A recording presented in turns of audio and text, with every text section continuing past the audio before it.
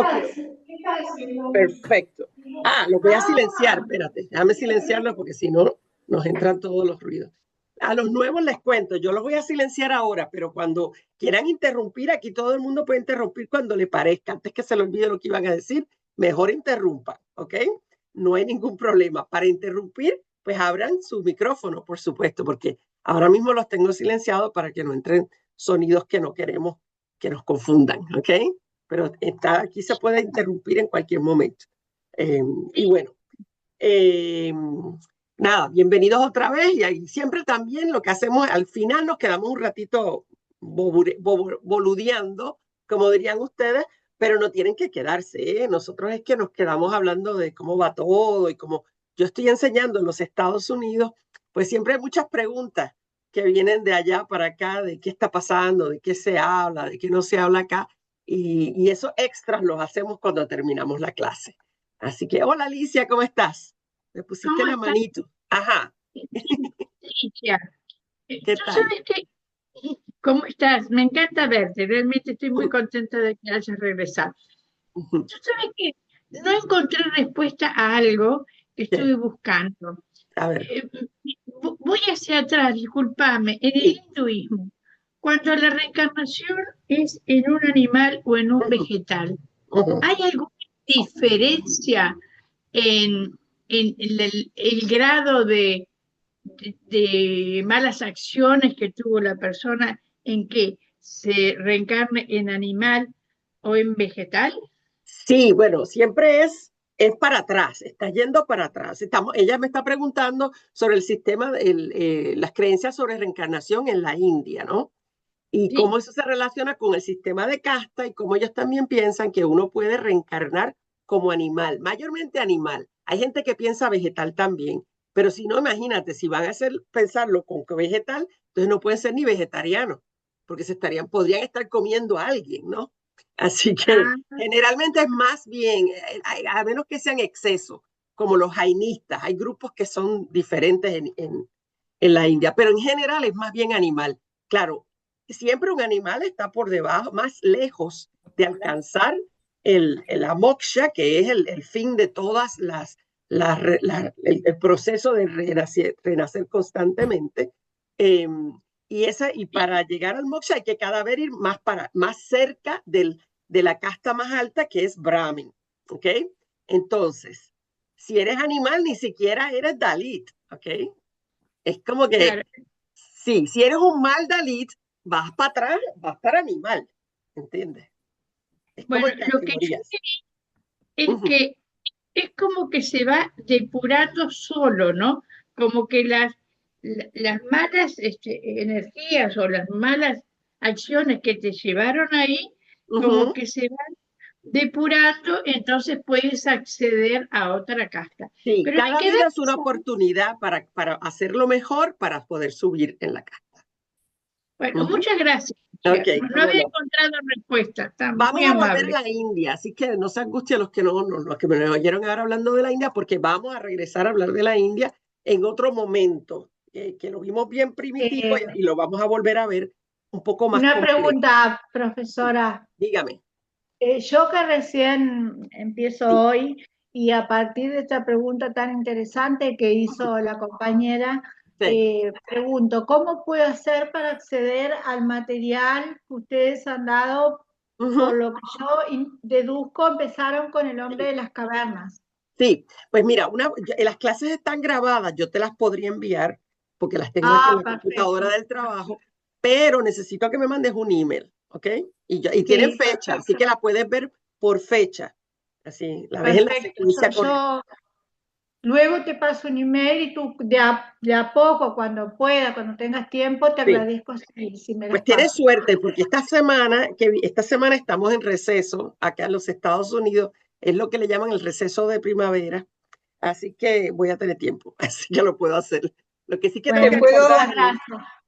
te es, puedo pedir lo mismo yo. claro, claro, mándenme los emails, necesito los emails Bien, porque como yo es te muy mando. grande, tengo que mandarlo por email. ¿ok? Sí, Ah, perfecto, yo perfecto. Dale, también, Ligia, perfecto. primero quería Hola, Anabel, saludarte porque ¿qué tal? me han comentado que realmente das un curso precioso y Gracias. también soy nueva en la Unitresi en este curso y Ah, también me perfecto. interesa lo anterior y te mando el mail, como no, mi nombre es Anabel y Dale. bueno, me estoy Bienvenida. presentando para todos, contenta de estar Sí, acá. Muchas gracias. bienvenida, bienvenida. Bueno, Y bueno, Igual. yo y me lo, uno a las ajá, compañeras anteriores Olga, y sí, sí. también le voy a mandar mi email. Dale. Y entonces una cosa interesante que tiene este grupo, que es un grupo que empezó con la pandemia, imagínense, muchos de nosotros, es que cuando yo no estoy ahora mismo en Uruguay, pero generalmente, y tengo planes otra vez en mi verano, que es el invierno de ustedes, de ir a Uruguay. Y cuando eso ocurre, pues tratamos de juntarnos y qué sé yo, así que es posible que nos podamos incluso juntar cuando yo esté por allá. Así Qué que lindo. eso esperemos que se pueda hacer. Y siempre abusamos de alguien que se llama Milagros, que no sé dónde está. Pero ya la verán a Milagros, ya cosa que nos invita a su casa. Pero bueno, ya veremos. Nada, vamos entonces con el tema de hoy, que lo habíamos comenzado, pero como ha pasado tanto tiempo, seguro se nos olvidó a toditos, ¿ok? Y prometo que cuando vaya a hablar de nuevo lo de la India, cuando volvamos a la India en otro momento histórico, voy a dar un poquito otra vez lo de las castas, porque yo sé que es un tema interesante y que es complicadito, ¿verdad? De digerir esta manera de ver la vida y de ver como yo trato de que ustedes lo vean, ¿no? Que lo vean positivamente, que que se saquen un poco el pensamiento que traemos de los prejuicios que a veces tenemos de que, ay, qué mal, sistema de castas, porque es muy espiritual también y tiene unos aspectos que son positivos para los que creen en eso. Así que vamos a hablar de eso después. Bueno, vamos para China entonces. Vamos para China. La clase última habíamos terminado Persia, que ahora se ha puesto de moda, ¿verdad?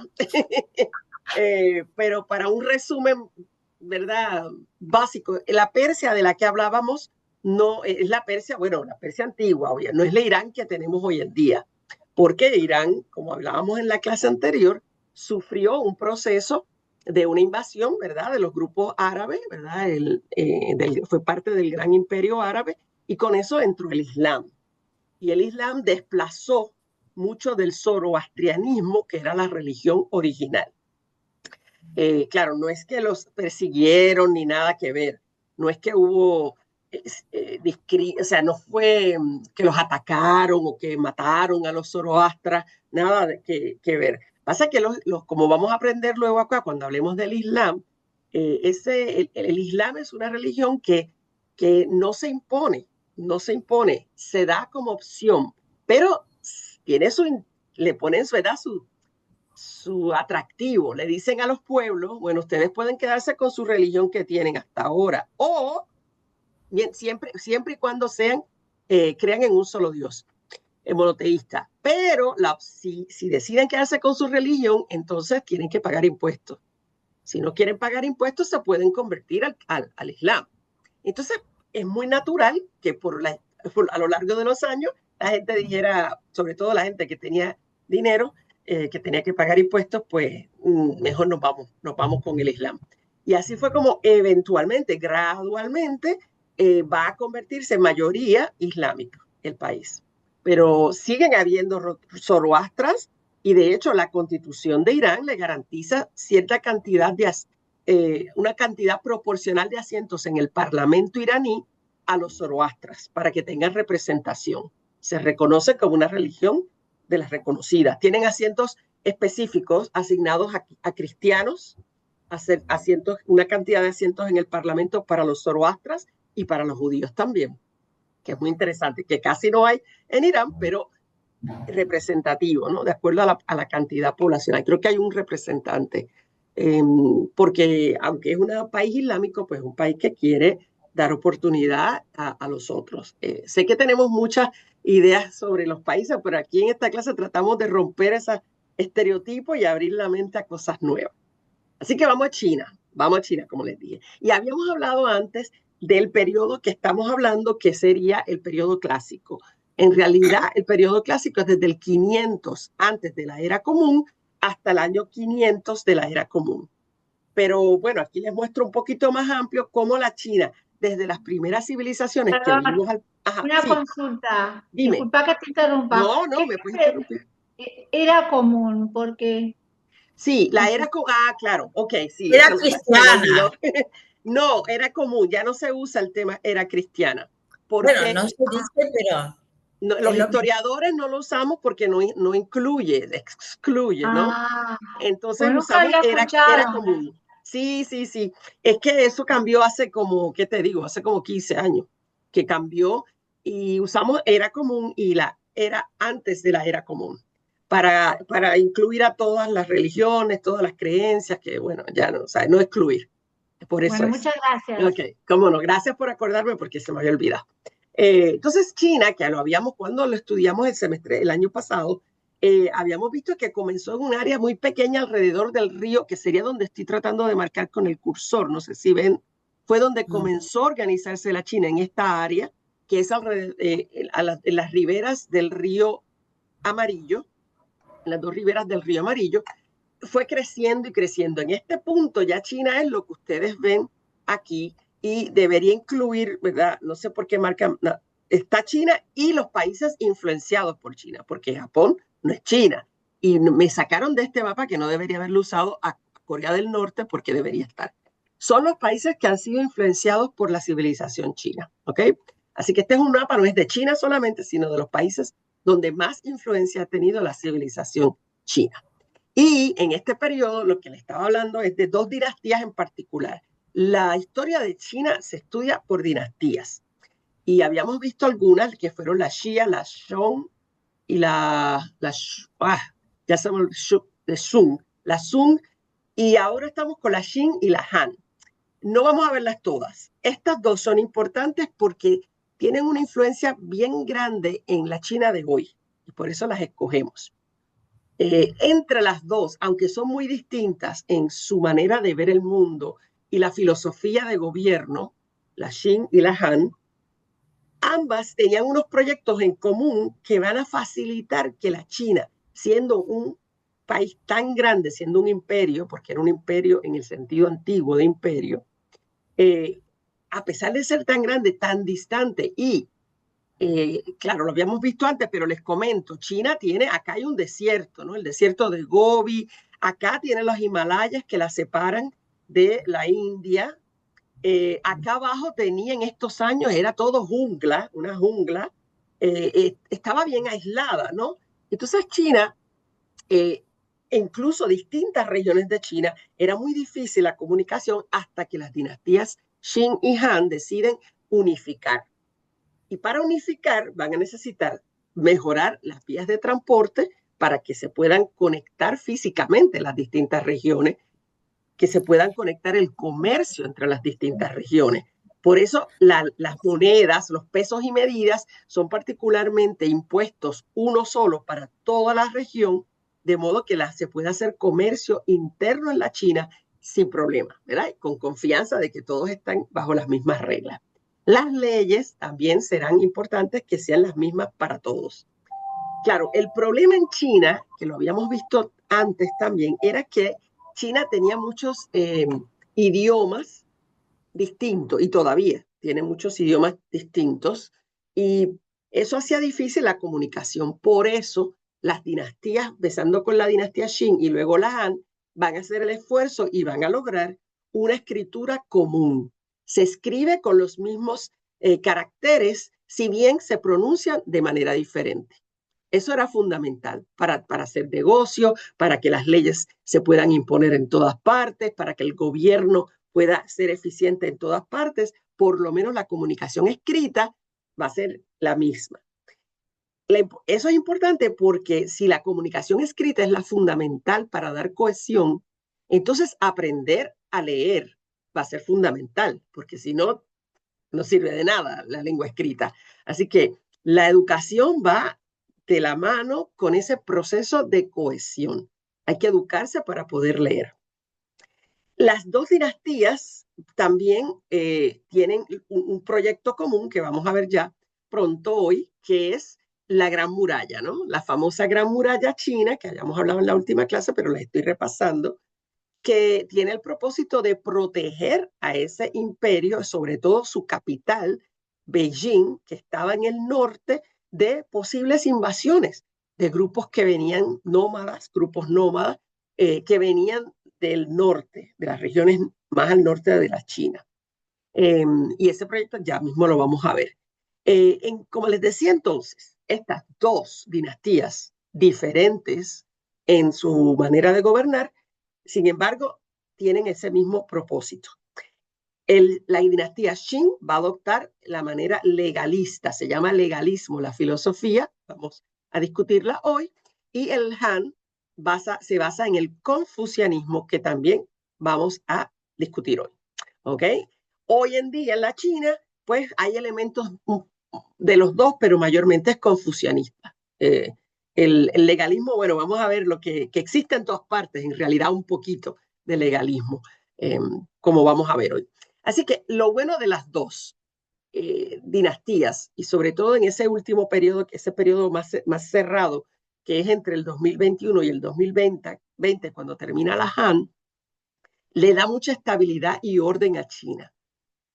En la China y en los países influenciados por la civilización china, lo fundamental es tener estabilidad y orden. Por eso, esos países asiáticos con alta influencia china, a veces nos parecen extraños, ¿no? Todo lo que están dispuestos a sacrificar para garantizar orden y estabilidad. Y es que es fundamental. Cuando una persona de la China viaja, se muda, por ejemplo, a un lugar como Puerto Rico, peor Puerto Rico que Uruguay, porque Uruguay es más civilizado comparado con Puerto Rico. El desorden es muy difícil para ellos, un shock cultural tremendo. Las cosas que pasan sin ser esperadas, las cosas que pasan en los gobiernos a veces sin ser pensadas con mucho tiempo de anticipación, todo eso es muy, muy fuerte para ellos para entender.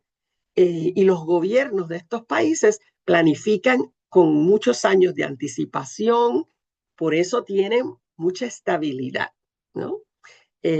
Claro, no es eterna la estabilidad, pero vamos a aprender más de cómo ven la vida y por qué la estabilidad a veces se rompe.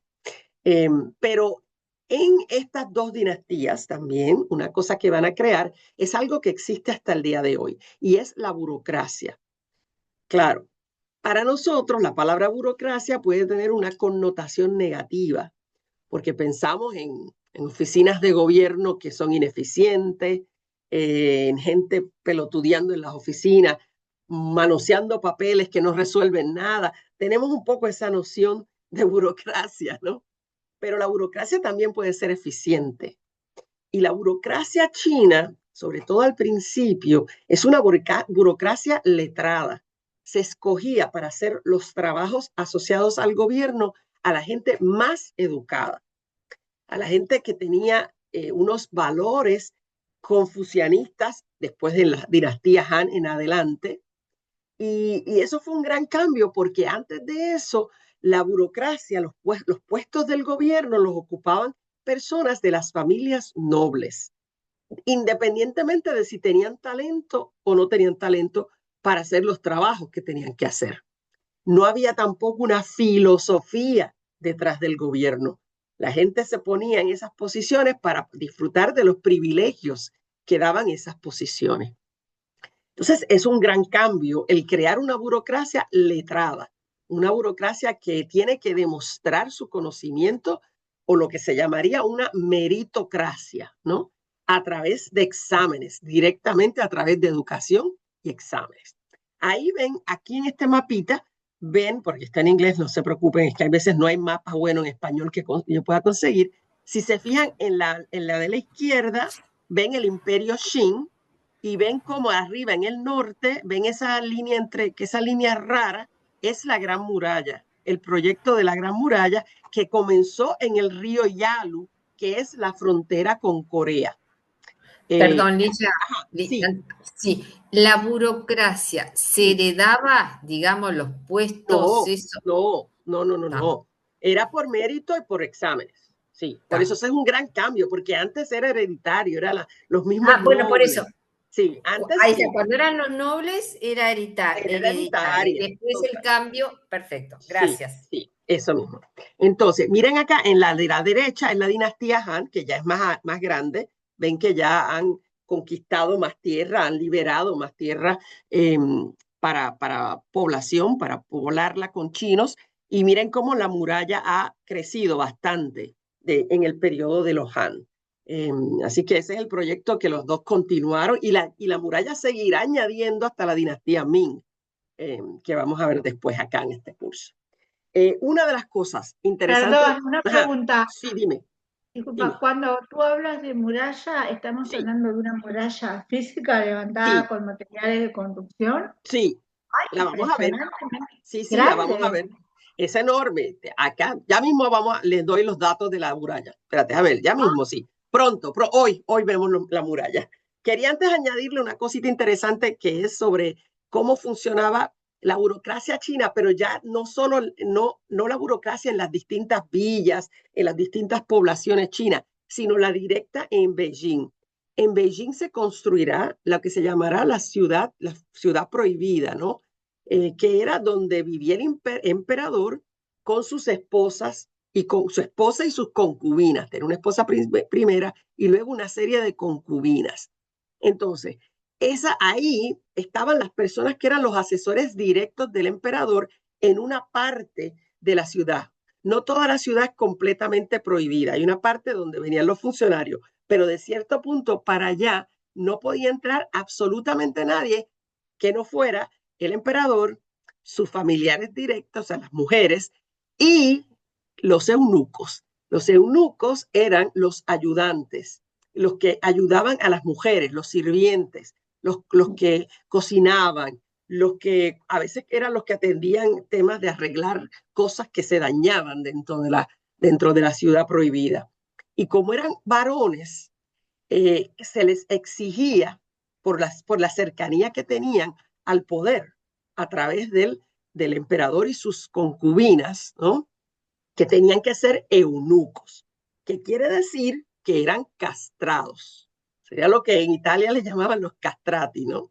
Eh, se Pero, castraban, se pero castraban eso era de chiquitos. legal.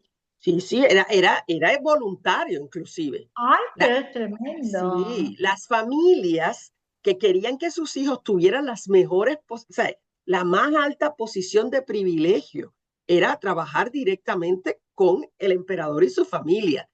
Pero el emperador, como habíamos visto antes en el pasado, es natural del ser humano desde que se hizo ser humano, eh, y es en realidad natural en muchas especies animales también, en la mayoría la preocupación por la legitimidad de sus hijos. Y por tanto, el emperador, para asegurar que todos los hijos que nacieran de sus concubinas fueran suyos y solamente suyos, solo podía permitir que trabajaran en la ciudad prohibida los eunucos. Eso tiene dos, o sea, la obvia, ¿no? No podían tener bebés con las mujeres que eran las esposas y concubinas del emperador porque no tenían con qué, ¿no? O sea, no podían hacer hijos. Podían tener relaciones sexuales técnicamente, pero no podían tener hijos, ¿no? Podían jugar. Elegía, el Ajá. emperador era el que decidía y Sí, el tenía emperador. asesores. Sí, los asesores Eso, sí, de los gobierno sí asesores podían eran llegar los... hasta cierta parte. Los eunucos no son asesores necesariamente. No, personalidades que se encargaban de las partes, pero la Exacto, única palabra justa era la del emperador. exacto. El emperador el rey, era el único el que decía la última palabra. Claro, Ay, en China, habíamos dicho antes, pero lo repasamos porque lo vamos a seguir repasando porque es una realidad de China hasta el día de hoy.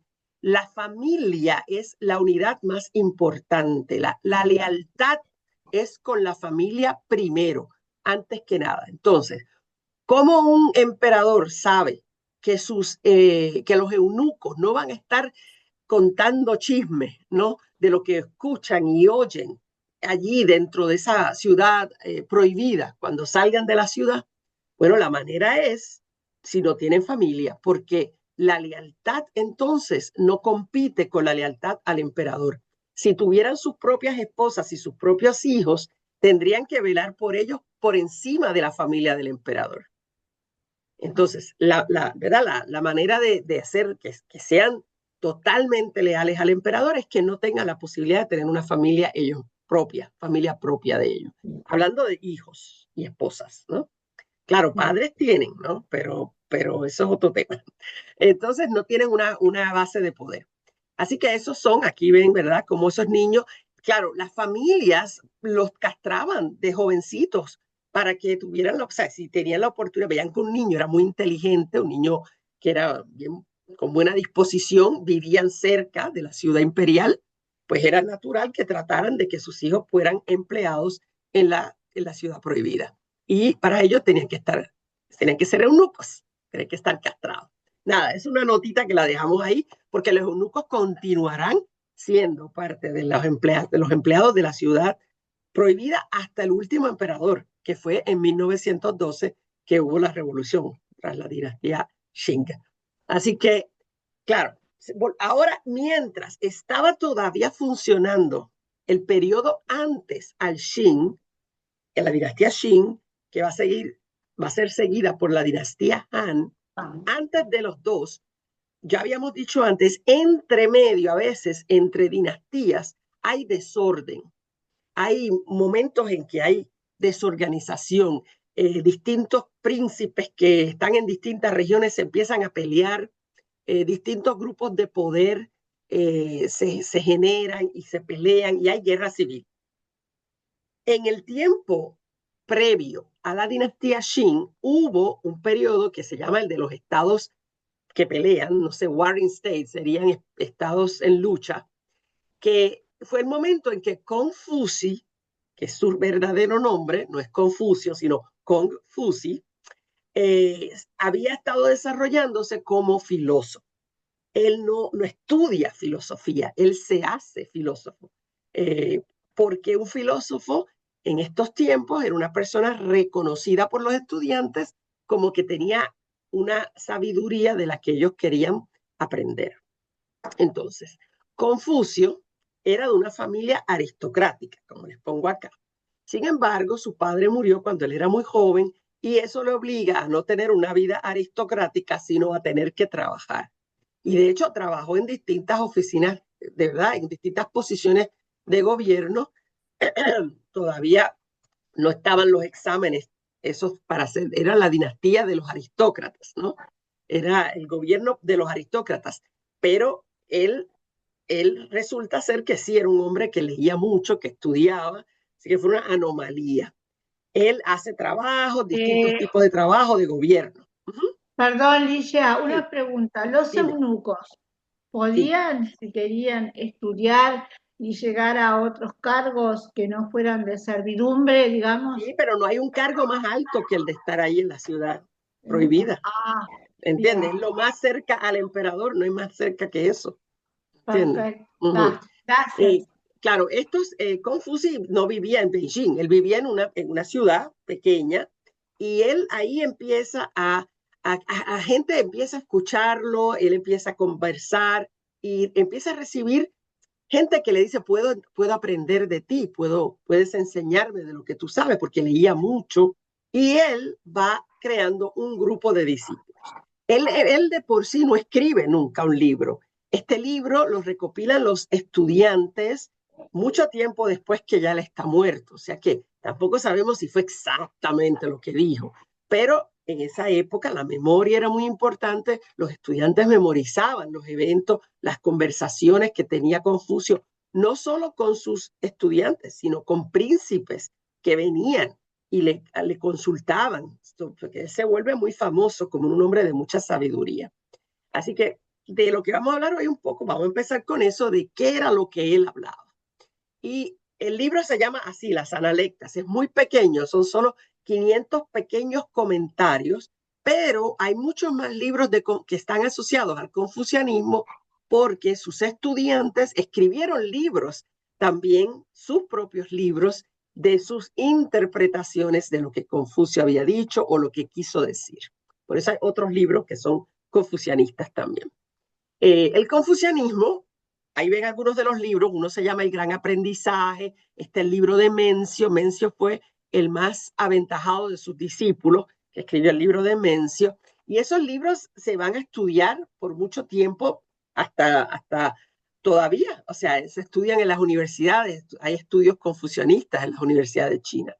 Entonces, aunque China es la que primero tiene a Confucio, porque él es chino, con el tiempo, ese confucianismo, esa filosofía confucianista va a moverse a los lugares donde hubo influencia cultural de China, que son, como les decía originalmente, Corea, Japón y Vietnam, sobre todo. Entonces, con el tiempo, incluso, vamos a ver, después lo vamos a ver, que se van a crear unas escuelas que se llaman neoconfucianistas, que son una revisión de Confucio a la luz de momentos posteriores. Así que todo esto va, como todas las filosofías, se va adaptando a los tiempos. Lo más importante de su filosofía, que conocemos, ¿verdad? Porque muchos se habrá perdido, es el Junzi.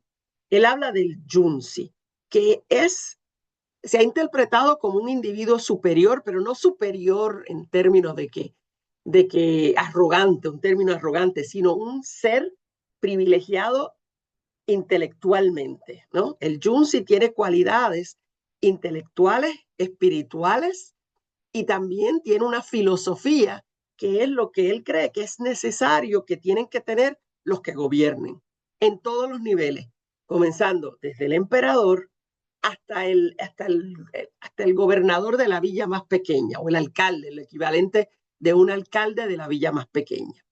Así que él está dando instrucciones de cómo deben ser los Junzi, los que tengan autoridad sobre otras personas. Entonces, Ligia, vamos a ver. Ajá, sí. perdón, pero Dime. es importante para los compañeros nuevos Sí. que no hay religión, que no tiene contacto ni con Dios, ni con religiones, No. ni con nada, que es pensamiento. Exacto. Perdón, pero lo dijiste Sí, la vez pasada.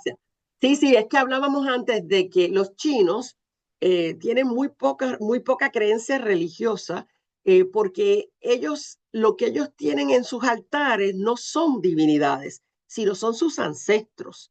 Ellos no adoran, ellos presentan respeto, comparten comida, ponen inciensos en sus altares, pero es a sus ancestros, que tiene mucha lógica, ¿verdad? Porque sus ancestros son los que espiritualmente les estarían guiando, les cuidan, etc. Entonces, esto es una filosofía, no es una religión, es una filosofía. Ninguna religión nació en la China, no hay religiones que nacieran en la China. Así que gracias por acordarme eso. Eso es una filosofía, es una manera de vivir, ¿no? Entonces, el Junzi, y cuando uno estudia esto, uno trata de pensar en los líderes que uno conoce, ¿no? Líderes políticos que uno conoce. Tienen que tener estas cualidades. El confucianismo es algo que es casi que ni se piensa en la China. Es casi como sobreentendido de tan parte de la cultura china que se volvió con el tiempo. Bondad, amor, benevolencia, humanidad. El líder no puede ser un líder déspota, no puede ser un líder, ¿verdad?, que ataque a sus propios seguidores, ¿no? Porque es como un padre, el líder es como una especie de padre de la gente. Tiene que tener li, que es muy importante en la China, el comportamiento, los rituales. Hay rituales de comportamiento de acuerdo a la edad de la persona, de acuerdo a la posición que ocupa en cualquier lugar en el que se encuentre, y hay que seguir las reglas, porque acuérdense que les importa la estabilidad y el orden. Si todo el mundo sigue las reglas, entonces el mundo es vivible, así es como ellos lo ven. Tratar a todo el mundo con cortesía.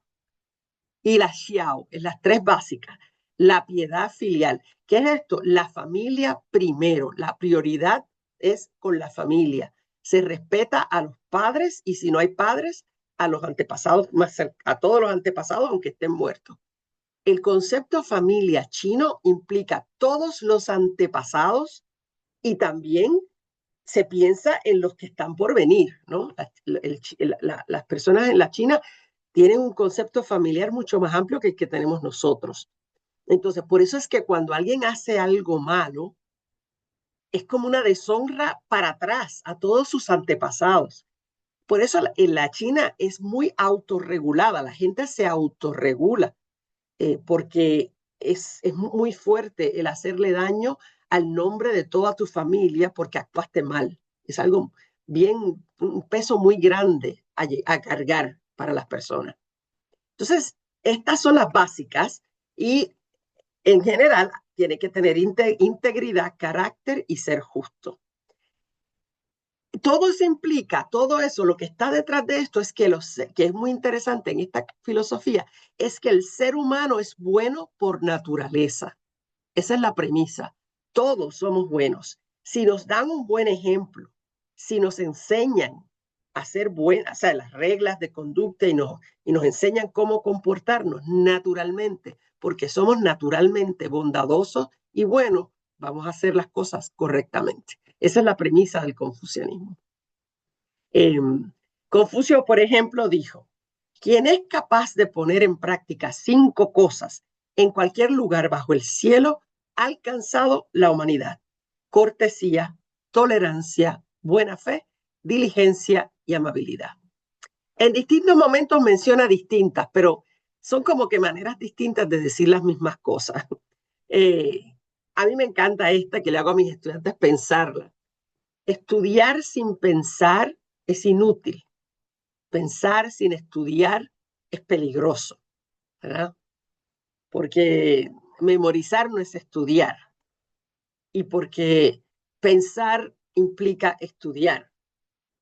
Hay que saber de lo que se está pensando. Pensar pelotudeces sin saber de qué se está pensando puede ser muy peligroso, como vemos en el mundo de hoy, ¿no? Me encanta esta también que habla por sí misma. Hoy en día la gente cree que es buena hija o buen hijo cuando alimenta a sus padres. Sin embargo, también alimentan a sus perros y caballos. A menos que haya respeto, ¿cuál es la diferencia? Entonces, es muy así, muy claro, muy específico. Aquí les comparto otra. Ella le preguntan, esta es en una conversación, Tzu Kung le pregunta, ¿hay alguna palabra, maestro, le decían maestro, que pueda adoptarse como norma de conducta para toda la vida? Y ese día le contestó esto: antes de empezar un viaje de venganza, cava 2 tumbas, que está súper profunda, ¿no? Y todos los que alguna vez hemos caído en la tentación de tomar venganza de alguien, nos damos cuenta que al final nos pudrimos por dentro nosotros también, ¿no? Así que así era que él hablaba, ¿no? Por eso es que hay tantas escuelas de análisis, porque como hablaba de esta manera, que decía con pocas palabras muchas cosas, por eso es que hay tantas escuelas que se dedican a eso, a estudiar sus palabras y lo que quiso decir. Esta es mi Lina, favorita. perdón, Sí, una dime, pregunta. dime. Cuando tú hablabas recién de las características de Ren, de Sí. Li, de Xiao y Ujú. todo, que eran como las personas que presentaban esos talentos para, digamos, como para gobernar, ¿no? Sí, para ser líderes, ya sea a Para ser cualquier nivel. líderes. Ujú, Digo, pero sí. ¿había un grupo de personas que los elegían? Bueno, en ese momento eran aristócratas.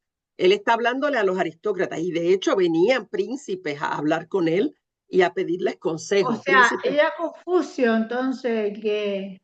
O sea, cuando él está hablando, todavía el confucianismo no es parte del Ah, gobierno, no es filosofía de gobierno. Él está ujú, planteando lo que debería ser. lo En que el tiempo, debería ser. claro, porque en el Perfecto. tiempo en que él habla, hay un desorden, hay falta de estabilidad y él está diciendo, esto es lo que tenemos que hacer para tener estabilidad.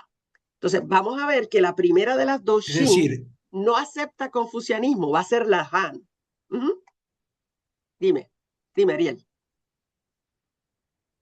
Dime, Ariel. no, que en Ajá. definitiva es una filosofía de vida integral para todo, Pero con mucho énfasis ¿no? en los líderes, ¿verdad? Por eso es que se usa en el gobierno. Ahí es que Ah, se usa más que todo. Uh-huh. Y en claro, los claro. trabajos también. En los Y tengo trabajos. otra pequeña duda. Sí, Tengo una pequeña duda anterior referente a la parte sí. geográfica. que tú Dime. dijiste. Ujú, Vos dijiste que también bien Corea, Vietnam, Japón, ahora Laos y Camboya, toda esa parte que está pegada ahí, el ujú. sudeste, eso No, no, el no entran, confucianismo no tiene la misma y influencia Tailandia, allí. esos No, tres.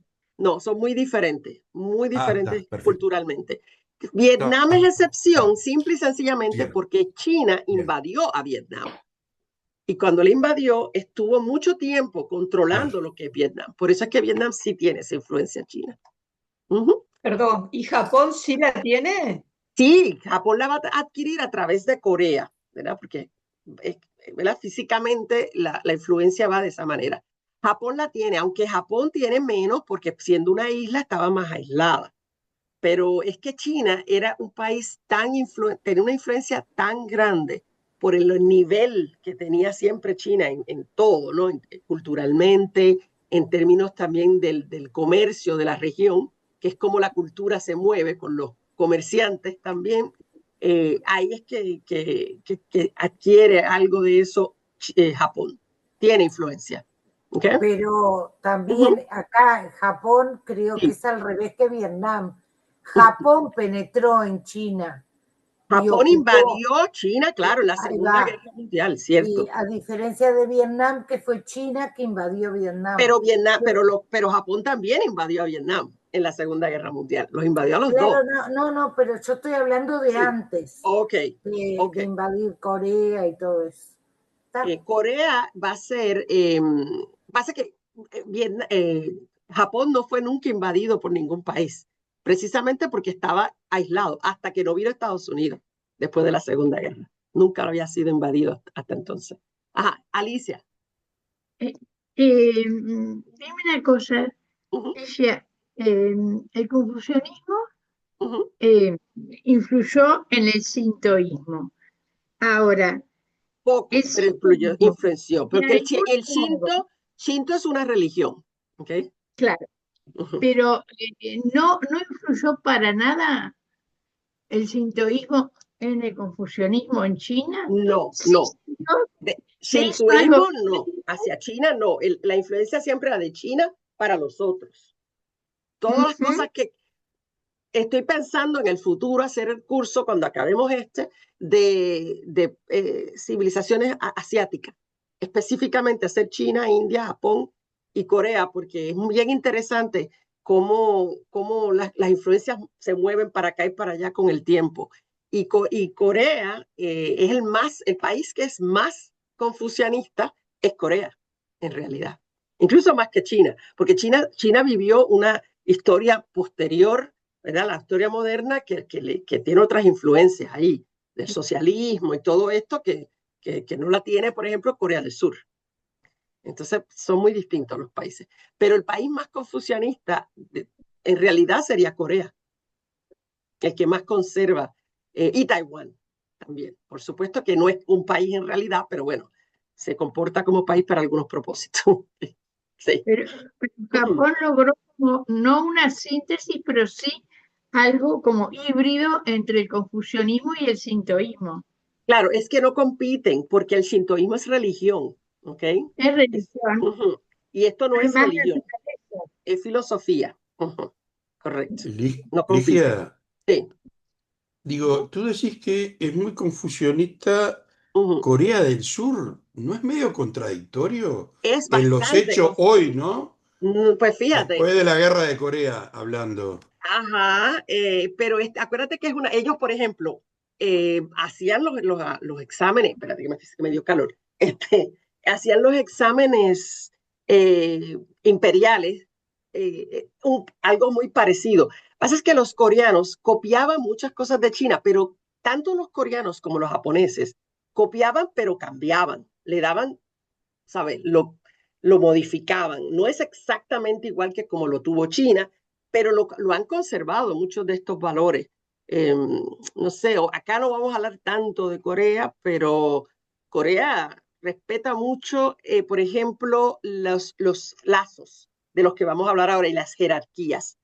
Es No, o que sea, el confucianismo es jerárquico y estas sociedades se visualizan jerárquicamente también. Y es- el valor de la piedad filial. Fíjate que todas esas compañías, Samsung, Kia, todas esas compañías son familias, son dinastías, son Pero dinásticas. lo que yo viví es Sí, que en Corea ajá, del Sur, porque no estuve sí, en Corea del Norte, ajá, el confucianismo está en el armado de la sociedad.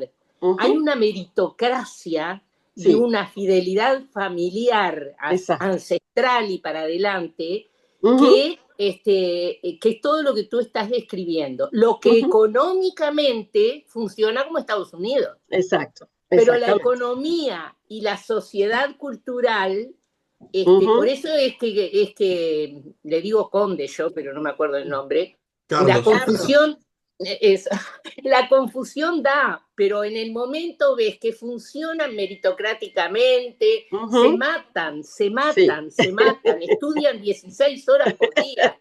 Es una locura cómo se sí, matan por la tener educación, lugar sí. Ujú, por súper. mérito, Sí, sí, pero los angustia sí, sí.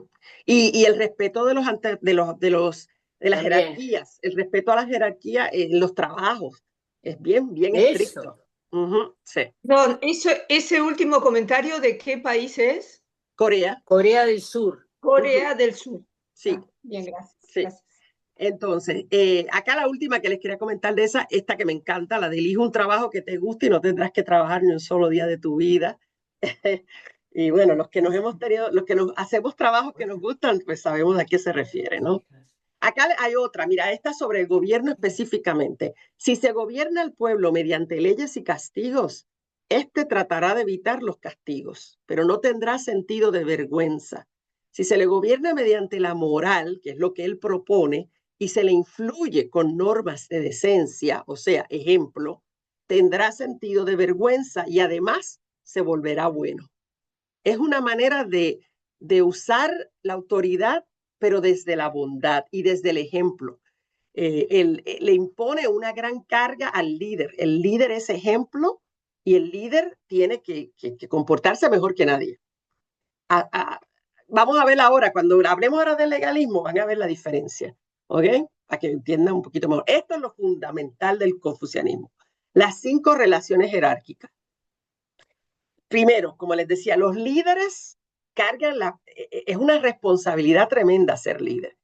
Por eso es que cuando un líder falla, los castigos son brutales.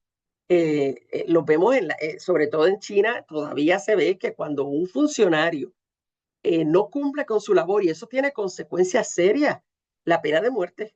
Ha habido pena de muerte, por ejemplo, hace unos años hubo un funcionario que estaba, ¿verdad? Era el alto funcionario del departamento equivalente al departamento de agricultura y un empleado a más bajo nivel, pero hay una cadena de mando, ¿verdad? No cuidó de una leche, la calidad de una leche que se sirvió en un área de China no fue cuidada y murieron unos cuantos niños, 3 niños creo que murieron. Otros se enfermaron, pero 3 se murieron. Y ese hombre que recibió pena de muerte. ¿Por qué? Porque él era el que estaba como líder, él es el modelo, él es responsable de todo, todo. O sea, es un peso tremendo. Así que a veces desde acá, desde esta parte del mundo, decimos, esos son los que ocupan los puestos de gobierno y uno piensa que son como los de acá, ¿no? Que se sientan a echarse fresco en las oficinas, pero no, es una responsabilidad tremenda y ellos la asumen como eso porque se les va todo en esas responsabilidades. Corrupción es que es castigada bien fuertemente. ¿Por qué? Porque el líder es el modelo. Por eso es que es así. Entonces, en ese orden jerárquico hay un orden, ¿verdad? Es un orden jerárquico, pero además hay lealtades. Las relaciones son las 5 relaciones. Padre-hijo o madre-hija, ¿verdad? Padre tiene la responsabilidad, todos son modelos. El que está por encima es modelo para el que está por abajo. El padre está por encima del hijo, pero no quiere decir que el padre hace lo que le dé la gana con el hijo. El padre tiene que ser también un líder para su hijo y el hijo obedece al padre. Esa es número 1. Esposo, esposa, que esa es la que más resentimos en esta parte del mundo, porque acá ya se nos, ¿verdad? Estamos con lo de la liberación femenina y toda esa cuestión. Pero esto aplica no necesariamente fuera de los hogares, sino dentro del hogar. El esposo respeta a la esposa, pero provee también a la esposa y a la familia. La esposa obedece y agradece. ¿Qué pasa? Esto es Confucio. Miren el tiempo en que ocurrió. Esto obviamente se ha vuelto se ha reinterpretado, pero siempre hay la gente que lo quiere aplicar, ¿verdad? Como original y punto, y no quiere progresar. Y de hecho, lo gracioso es que cuando los neoconfucianistas vengan, van a ser incluso más represivos con las mujeres que los confucianistas originales. ¿Por qué? Porque era otro tiempo y las mujeres estaban muy sueltecitas y decidieron reinterpretar para controlar. ¿Qué es lo que pasa? Pero no, él no implica que la mujer es inferior para nada, es que tiene otra tarea y tiene otra posición en el hogar. Y si ustedes se ponen a pensar, acuérdense lo que importa, estabilidad y orden. En un hogar donde los dos quieren mandar, ¿hay orden y estabilidad? Si lo vemos desde el punto de vista de Confucio, en un hogar donde los dos quieren ser el que manda, en un hombre y una mujer, ¿cómo se manejan todos los días? Van a estar en mi país usamos la palabra garata, ¿no? Peleando todo el tiempo, no son un equipo. Entonces, si lo vemos desde ese punto de vista, tiene más lógica lo que dice él, porque él está buscando estabilidad y orden. El Pero, gobernante. perdón, Ajá, sí, perdón. sí. Tengo 40 años de casado y mandamos los dos. ¿Eso te crees tú? Hay que preguntarle a ella. No, Yo no, no no. sé. Yo Yo creo no que sé. obedezco más que ella. Porque, ¿verdad? Pues que a veces nosotras sabemos cómo jugar el juego también. Así que, no, acuérdate, estamos viéndolo como lo veía Confucio, no tenemos que estar de acuerdo, ¿ok? No tenemos que adoptar el confucianismo tampoco. El gobernante benévolo y el súbdito leal a su gobernante. No hay traición al gobernante. El hermano mayor con el hermano menor también. Toda la sociedad está basada en esta, o sea, ¿dónde estás? ¿Cuál es tu lugar en la jerarquía? Y por último, la más afín, que es amigo. Pero aún ahí, si hay un amigo mayor que el otro, el menor respeta más al mayor, porque la edad es fundamental. Siempre la edad, siempre hay un mayor respeto. En una mesa china, nadie se sirve comida hasta que la persona mayor de edad en la mesa empieza a comer. Nadie hace nada sin consultar a la persona mayor en la familia y es consistente. En la calle, nadie se le ocurriría saltársela en una cola, y a los chinos les encanta colársela, o sea, saltársela en la cola, parársela enfrente a otra persona. Si te descuidas, se te paran al frente, pero jamás a una persona mayor. Y entonces, da orden. Fíjense que una sociedad jerárquica tiene orden, tiene estabilidad. Un país está gobernado cuando todos hacen correctamente lo que les corresponde. Así de simple. Claro, la mujer siempre lleva la peor parte. Y quería compartirle esta poesía escrita por un hombre en el siglo III antes de Era Común, y dice: qué triste es ser mujer, nada en la tierra se valora tan poco. Los chicos, los varones, se apoyan en la puerta como dioses caídos del cielo, o sea, la puerta hacia la calle. Sus corazones desafían los 4 océanos, el viento y el polvo de 1000 kilómetros. Nadie se alegra cuando nace una niña. Su familia no le da ningún valor. Cuando crece, se esconde en su habitación, temiendo mirar a un hombre a la cara. Nadie llora cuando se va de casa. Repentina como las nubes cuando deja de llover, inclina la cabeza y compone su rostro. Aprieta los dientes contra sus labios rojos, se inclina y se arrodilla innumerables veces. Que no todo el mundo le parece tan bien esto, ¿no? ¿Y de qué está hablando esta poesía? De cosas que hablamos en el pasado, pero quiero aclarar en este momento. Las niñas chinas, las mujeres, cuando se hacían mujeres, se arreglaban matrimonios, el matrimonio era arreglado, y la niña se iba a vivir con la familia de la muchachita, con la familia de su esposo, y de ella iba a vivir el resto de la vida en esa familia. Por eso es que se ve que la niña es una carga. Tú la crías, la cuidas, la educas si puedes, pero cuando se casa se va a cuidar a sus suegros. Ella cuida a sus suegros en la vejez. ¿Quién te cuida a ti? Los varones y tus nueras. ¿verdad? Así que tus hijos varones y tus nueras te cuidan a ti. Entonces, así es como funcionaba la cuestión. Por eso es que la mujer se veía como una carga, porque también cuando uno se moría, la persona sabía que quién hace todo, quién enciende los inciensos, quién pone el altar para ti, para tu espíritu, una vez que hayas muerto, tus hijos varones. Todos los rituales los dirigían los hijos varones. Es una sociedad completamente patriarcal, totalmente. Y por eso ahorita preguntaba a Carlos, si ahora te doy, María. Carlos preguntaba ahorita, creo que fue Carlos el que preguntaba no, Ariel, si aplicaban estas cosas igual, por ejemplo, a Indonesia o a Laos, Camboya. No, las sociedades de Indonesia, Laos, Camboya eran más matriarcales, tenían una historia más matriarcal y las mujeres siempre tuvieron más espacio que el confucianismo. Es la crítica grande al confucianismo, es que fundamenta y sostiene el patriarcado. Ajá, María del Carmen. La compañía estaba antes, mi tocaya. Ok, ¿cuál? Por eso, María del Carmen. Ajá. María del Carmen, sí. Tengo una duda. Tengo entendido que los hijos varones, por supuesto, eran valorados totalmente. En una época en China se podía tener un solo hijo. Siempre quedó la duda de qué pasaba si el hijo era mujer. No se sabe. Digo la duda porque realmente queda la duda, pero digo, ¿con solo hombres? No, o sea, la ley del hijo único, eso se hizo para controlar la población porque estaba creciendo demasiado, ¿verdad? Y no se podía alimentar a tanta gente. Pero lo que pasaba era, si la familia tenía un hijo y era una niña y quería tener otro, tenía que pagar impuestos para poder tener ese otro hijo. No es que no podía tener otro hijo, es que tenía que pagar impuestos por tener otro hijo. Entonces las familias que tenían el dinero, pues pagaban y tenían 2 hijos. Pero por eso las que no tenían dinero se practicaban abortos, punto, porque si solo podían tener uno, había que practicarse abortos. Pero mi pregunta en realidad era otra. O sea, la pregunta era, ¿es cierto que, que el hijo varón, es cierto que el hijo varón le pertenece de alguna manera a los abuelos? Nunca he visto eso. ¿Son ellos que dirigen su educación?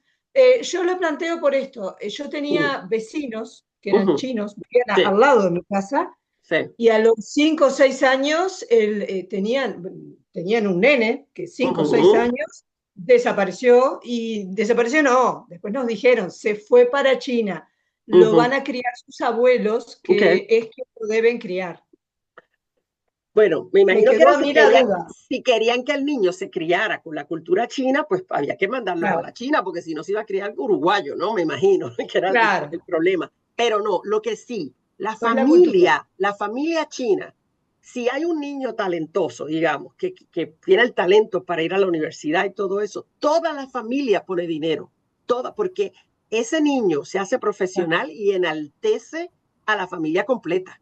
¿Entiendes? Y cuando se haga profesional, él mismo va a ayudar a sus sobrinos, a los otros miembros de la familia que quieran ir a estudiar a la universidad, por ejemplo. ¿Entiendes? La gente pone dinero para que se eduquen los miembros de la familia que puedan educarse. Y todo el que pueda poner dinero lo pone. Sí. No es si le da la gana, lo ponen. Ajá, Carlos, ¿tú quieres decir algo? La otra María del Carmen. No, digo que en la década de los 80... Espera, aguanta. Dame María del Carmen primero, porque creo que ella estaba ahí primero esperando. Se te corta la... Guille, no, yo quería retomar eso que tú hablabas del patriarquismo ahí en China, como que trajo secuelas históricamente a través del tiempo hacia distintos lugares, porque yo, por ejemplo, nací en plena campaña, en pleno campo, en Yun, en Río Negro.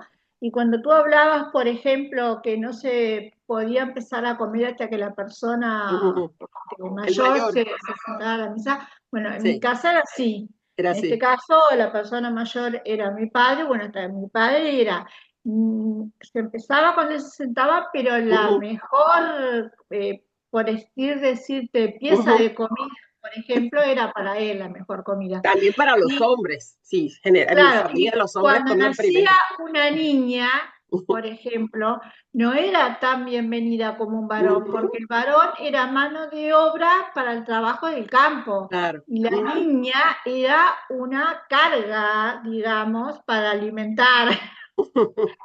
Yo crecí con ese Por distintas modelo. razones, pero coincidían, ¿no? Por distinta lógica, pero sí. Siempre las mujeres llevamos la peor parte, eso lo sabemos, ¿no? Carlos, cuenta. No, que en la década de los 80, producto de esa ley de un solo hijo por matrimonio, China dio a muchas niñas que fueran adoptadas en países europeos. España, España e Italia eran los países que más iba al matrimonio de España e Italia a China a adoptar a sus hijas. Y también interesante que esto también aplica en la India, aunque la India en realidad culturalmente es muy distinta a la China, también tienen ese concepto de que el hijo varón es el que puede hacer todos los rituales cuando los padres mueren. Entonces, por tanto, tienen el mismo tema de los feminicidios de las bebecitas, ¿no? Infanticidio femenino, lo que le llaman el infanticidio femenino. Y eso ha traído unas consecuencias de una carencia, escasez de mujeres en los países, en China, clarísimo, en la India, en ciertas áreas de la India, porque la India tiene muchas diferencias culturales dentro de la propia India, pero hay gente hombres jóvenes que no pueden casarse y es una frustración que tienen porque no hay mujeres suficientes para ello. Pero eso, por supuesto, son cosas que no se podían evitar, ¿no? Había que controlar la natalidad y bueno, es una consecuencia de eso. Yo le decía a mis estudiantes en Puerto Rico, solía decirles, pero muchachas, mire que hay chinos de más, porque en Puerto Rico hay hombres de menos. Escasean los hombres, hay exceso de mujeres.